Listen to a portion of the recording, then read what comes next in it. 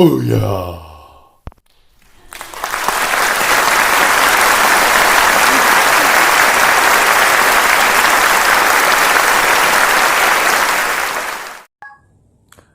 Tippy time, my damies, and welcome to episode 23 of Reviewedly Interrupted with me, your host, Pootie Tang. I'm a little annoyed right now, just a little bit, because this is like my second take of this or some shit.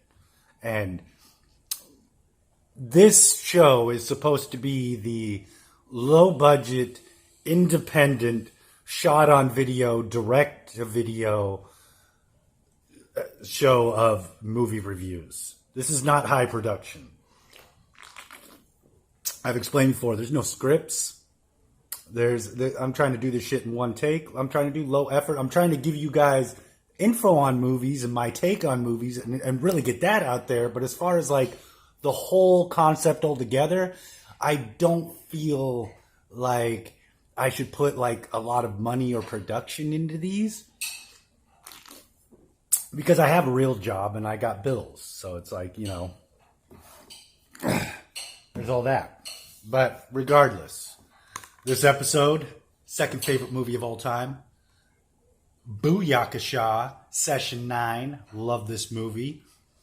Awesome cast. The director fucking did an awesome fucking job. Total downer vibe to the whole thing. Like, I think this might have been the original downer vibe movie for me that actually like stuck with me, and maybe why I tend to gravitate towards movies like that are just like dread the whole time. And you know, like The Shining, like It Follows, fucking Cannibal Holocaust, a lot of those movies. It's just downer the whole time. It's just dread. There's not like this, oh, this is like there's some fun shit happening, you know. No. This movie is not like that. It has like little moments where it seems like it exhales a little bit and like kind of calms, where it's not so tense, but it never gets like exciting, happy, go lucky, like, oh my God. Our protagonist, who we love, is having fun times. Yay! No, that never happens. It's a really great movie, and I fucking love it. And I guess there's only one question to ask, and it's that one question, one that we all ask, that we seek the answer to, and yet rarely seem to find. But that question is, what are you doing here? If you see the movie, you know what I'm talking about. If you haven't, it's over your head and fucking whatever. Just go with it. But, all right, I'm going to go watch this movie for like the 50th time and then come back and talk about it for a really, really long time. So, yeah. Back in a bit. Kappa chow, bitches. One chow. Session 9. Oh my God, it's so creepy. It scared me so much.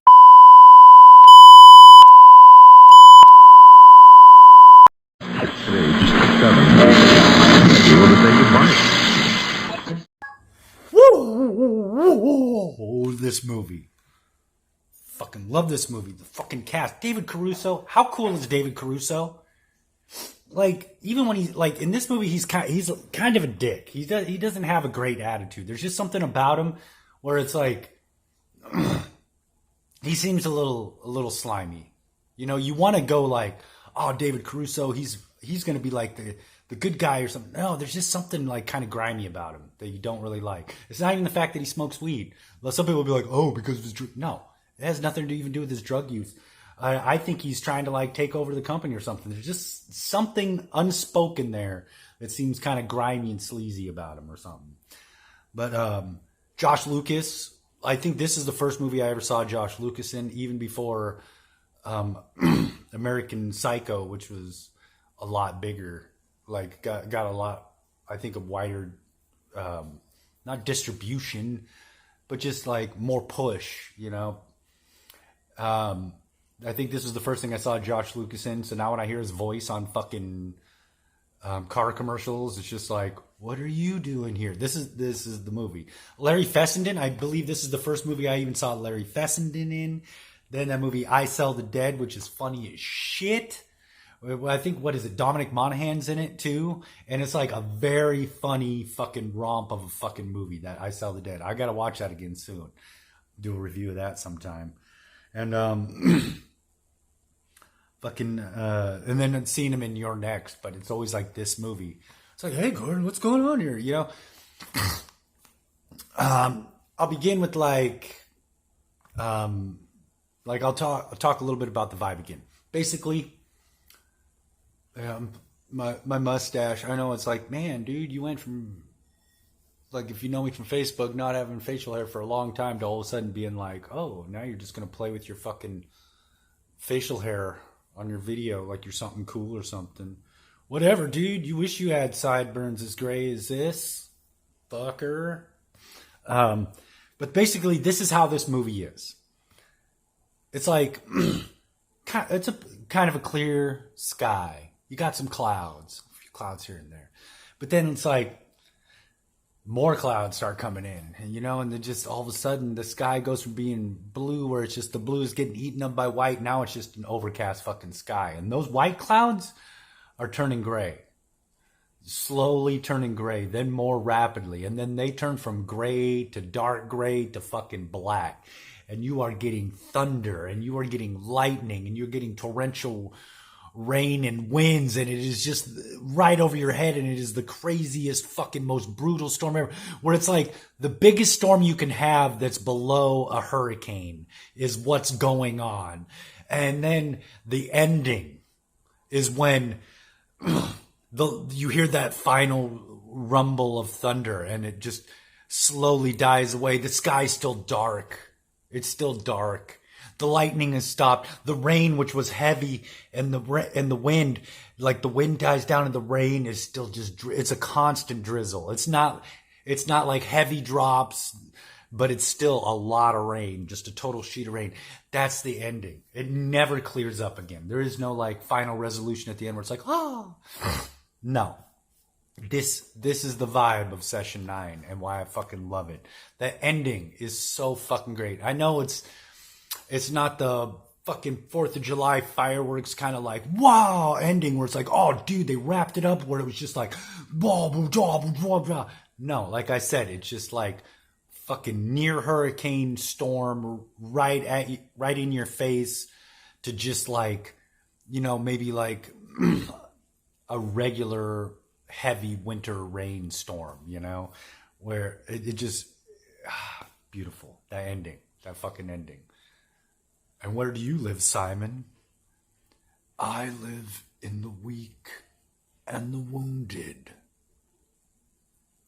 Doc. Dude, I'm just, every time I'm like, fuck yes. To me, that is fucking fireworks. So I'm like, dude, that is so great. The way it's just like, oh, dude. It's like the verbal equivalent of like, fucking at the end of movies when it's like, the end. Question mark. That's like the equivalent. It's like, oh. And it's like, okay. The red herring of the red-haired man, David Caruso, that they throw in the movie. There's going to be a lot of spoilers. Get ready. I think I've already talked about it before. How can I talk about a movie without giving some of the shit away? So if you haven't seen the movie, don't fucking watch this video and then watch the movie first and then watch it. I don't know. Or watch this and maybe it'll inspire you to actually watch it. Because you see my excitement and my exuberance for these movies that I love, the Session 9s. There's a 1, 2, 3, 4, 5, 6, 7, 8, 9. That's the same exact amount of toes that I have. 9 toes. 9.5. I got like a little toe that's kind of coming off one toe. I call that guy Little Nubs. Little Nubs. That's my little nubs. I paint all my toenails except for him because he's still a freak and I'm not going to treat him like he's normal. I can't do that. He is the freak that we lock in the attic and we don't tell anyone about. That's him. But the red herring they throw out of David Caruso, where it's like they kind of make you they kind of make you want to believe that he's the motherfucker that took out Hank, and that's like kind of doing shit. Because like I said, you kind of get this vibe about him where it's like he's not totally genuine, and there's something about him, you know? And what gives it all away, which I think is beautiful, is one like 32 ounce or 28 ounce or whatever, like family size, whatever jar of Jif peanut butter. Choosy moms choose Jif, but Brad Anderson also chooses Jif to be the one main item in the movie that completely gives away who the fuck is doing shit very early on.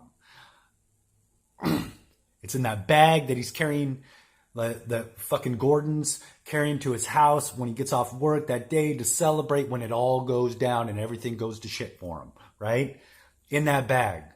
Like there's the roses that they show later, you know, that next to the spilled paint that's over him. You know, you see the roses.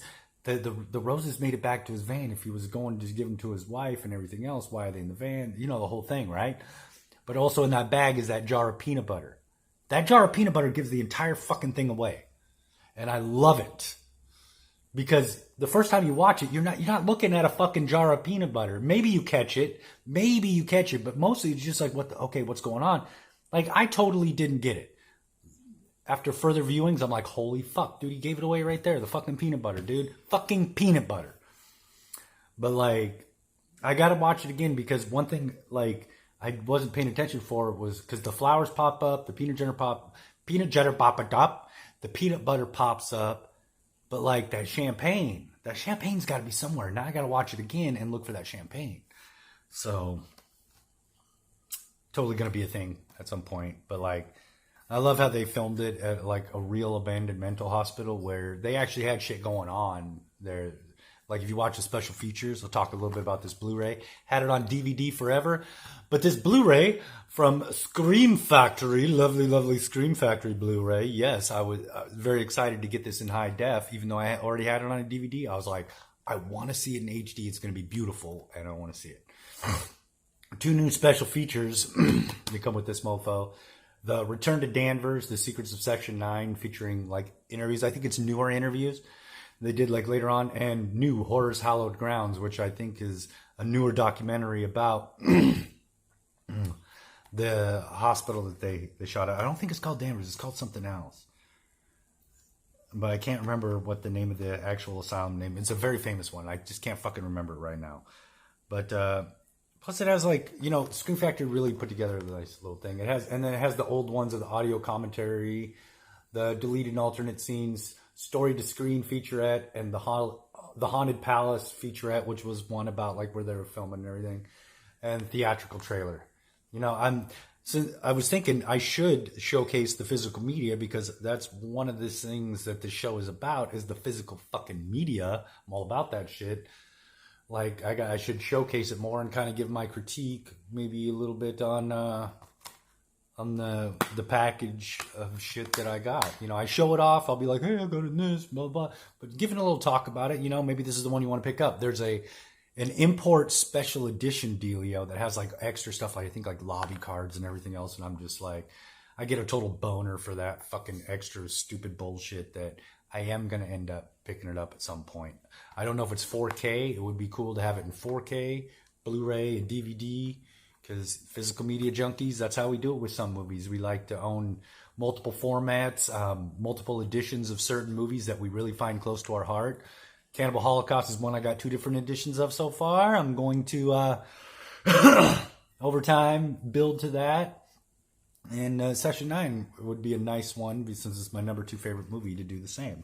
And what's another thing I want to talk about? It's the music. Okay, now check this out. There is some very kind of discordant, weird bits and pieces of sound shit that they do in there. But in between that, if you listen to the music, it's not as big orchestral, but it's cinematic, like dread vibe kind of sound, and it kind of reminds me of the movie Alien. The music, not the big like the in between parts, where it's kind of soft and it's brooding, and you can just the underlying tone is just very like ominous, and it's like this does the same thing, which I thought was pretty cool. You know, I really kind of paid attention to it more this time. And let's talk a little bit about Simon, okay? Simon, it's like I believe that Simon is definitely an evil spirit, maybe a demon. I don't know, because it seems like almost like a possession deal when he says, like, you know, he lives in the weak and the wounded. They always let me, Doc. They always do. They always do. You know, when he's just like, you know, the weak and the wounded. Like little girl, we'll say weak because a child. She's a child. Gordon is weak because he is stressed out like a motherfucker about his work and money and bills and this and that and the new baby. So he's weak because he's just been weak by fucking stress. Wounded. She falls on her doll and everything gets cut up and everything by the accident and is wounded pretty bad. He is wounded by fucking boiling water. What do they both do? Murder their families. Simon is the one thing that connects these motherfuckers. And it's like, is he bouncing around? It's like, which makes me think like, it's almost like a demonic possession movie, you know, but like, but no, it's not really demon. I see like an evil spirit possession thing there, but just very, very bad for people. And it's like, I'm glad there's no sequels, prequel sequels and everything, because it would get too much into stuff and detract from like, you know, how this movie was about specific instance instead of like, well, we're learning more about who Simon is, so we're going to spend like fucking 30 to 40 minutes of the fucking movie throughout the movie explaining more about where Simon comes from and what Simon is. No, it's like, I'd rather just have the meat and potatoes. That's what makes this great. It's just standalone, boom. And it's just like how Gordon is drawn. Like even when he's like walking and he ends up sitting on that tree and he's talking on his phone to his wife that we know is already dead. I mean, all the conversations he had on the phone with her after that first scene when he goes to the house and he's carrying the bag, she's dead. His whole family's dead. So all those times, this nut is fucking talking on his phone to nobody. And like, we do see that he really does love his family. And like, without this oppression and then possession, you know, he probably wouldn't have killed his wife and everything. But going to that fucking place and getting the attachment of that spirit, because he went in that room and he was already weak, so it was already infiltrating his system. And then when he gets wounded, Simon took over, you know? It's like fucking great. And I just love the build through the tapes and everything, the different multiple personalities. It's just, this movie is just fucking great. It really is great. Excellent cast and everything. And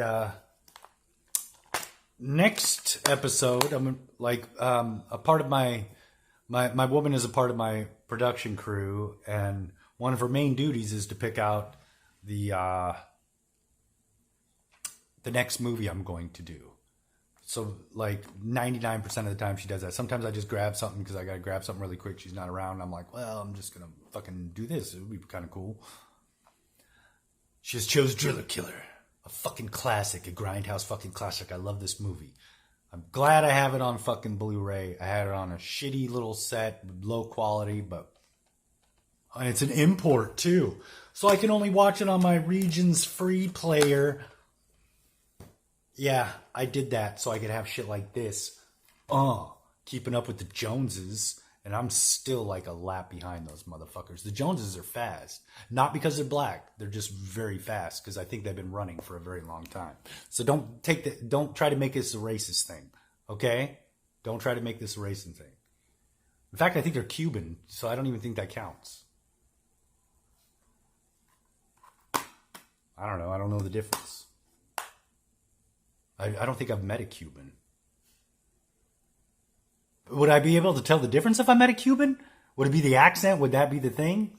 Fuck, I don't know. Session 9. So, yeah, I mean, if you haven't seen this movie, go watch this movie. It's not a crazy, exciting, fucking rip-roaring roller coaster ride or anything. It's a slow burn, minimal blood. but it's very good vibe, very solid. I think that everything, how it's put together, is fucking great. Little bits and pieces. In multiple viewings, you start to spot little things that are like, okay.